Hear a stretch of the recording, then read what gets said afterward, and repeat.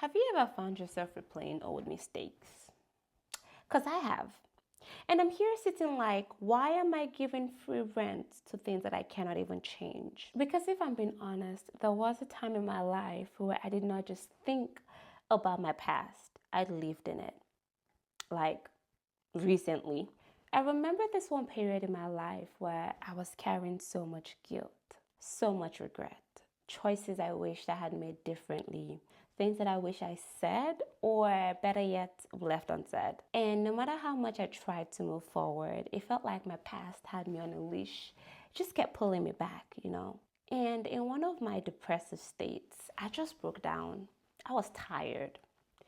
I was tired of feeling unworthy. I was tired of rehashing things that God had already forgiven. Isaiah 43:18-19 says, "Forget the former things. Do not dwell on the past. See, I'm doing a new thing." But how can God do a new thing if I keep holding on to the past? How can God do a new thing if I keep holding on to the old things? I don't know what part of your past that is still trying to define you. Maybe it's a mistake. Maybe it's a relationship that left you broken. Maybe it's the feeling that you'd never be more than what you've been through. But I can tell you something for free. You are not your past. Jesus said, "So if the Son sets you free, you will be free indeed." That means freedom isn't based on how you feel.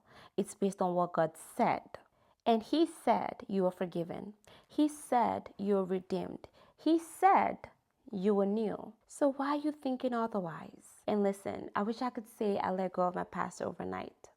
But healing, it's a process. And some days I had to wake up choosing to believe I was free, even though my mind tried to remind me of everything I had done wrong. Some days I literally had to say out loud, "Lola, God has moved on from this. Why haven't you?" So now, when my past tries to whisper, I remind myself, am I letting this define me, or am I letting God refine me? Because the truth is, your past is a lesson, not a life sentence. So don't let it hold you in bondage. And God is not looking at who you are. He's calling you into who you're becoming. And that is a future worth walking into.